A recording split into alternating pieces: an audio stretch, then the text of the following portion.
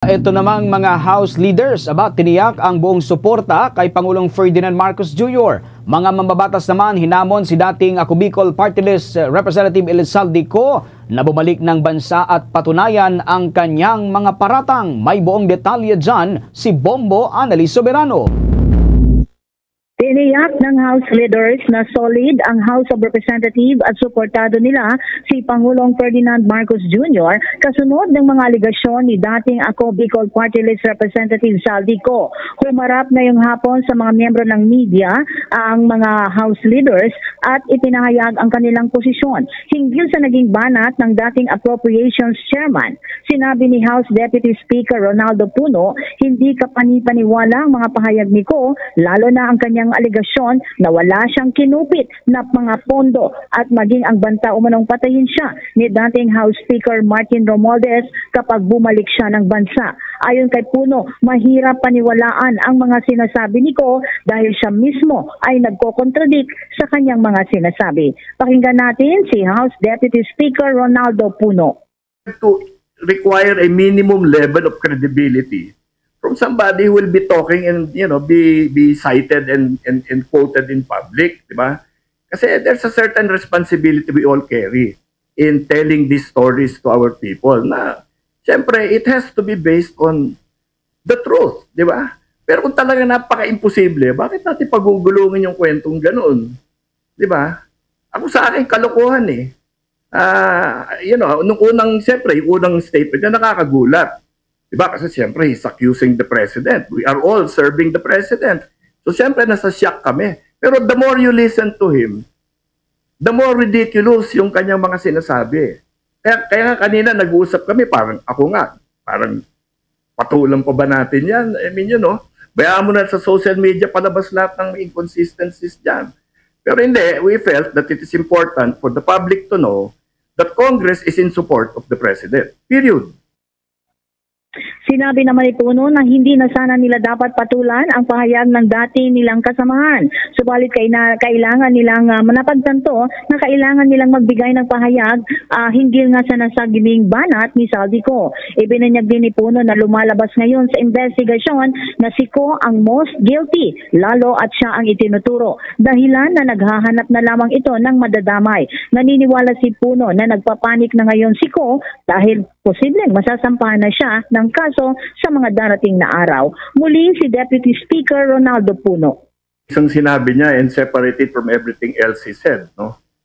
Kasi sabi din niya, wala daw siyang kinikita dyan sa mga inaareglo niyang mga insertions na siguro naman hindi ka panipaniwala, no?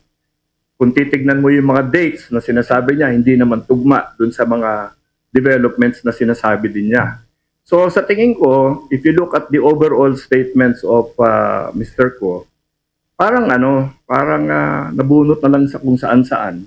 And syempre, babanggitin niya yung mga taong nababanggit na rin, especially those that he feels will lead to greater credibility for himself, no?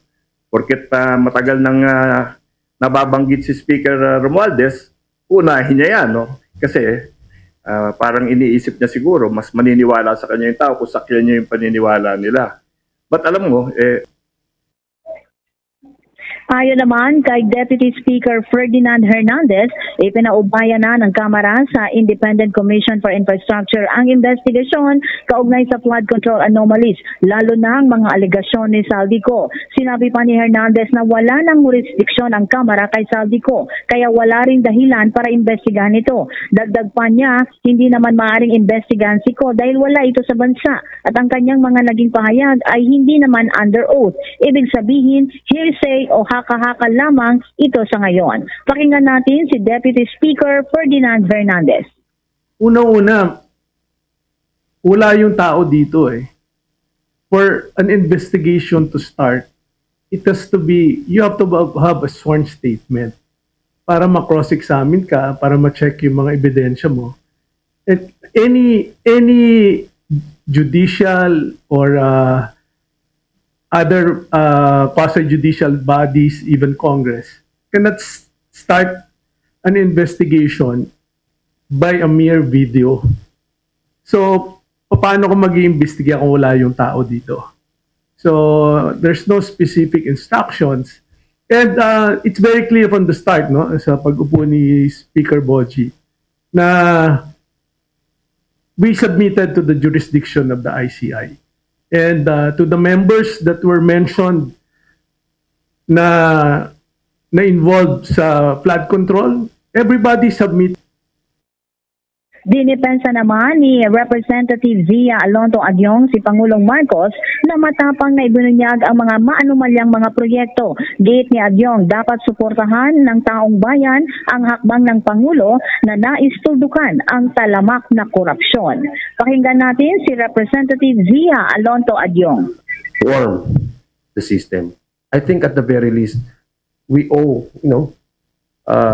at least man lang, maski pasalamat man lang, because isa lang siya na presidente. Ang dami pong naging presidente at ang daming problema. Pero wala pong tumayo at lumabas at sinabi niya na kailangan natin imbestigan ito. Siya lang. Hindi ko maintindihan.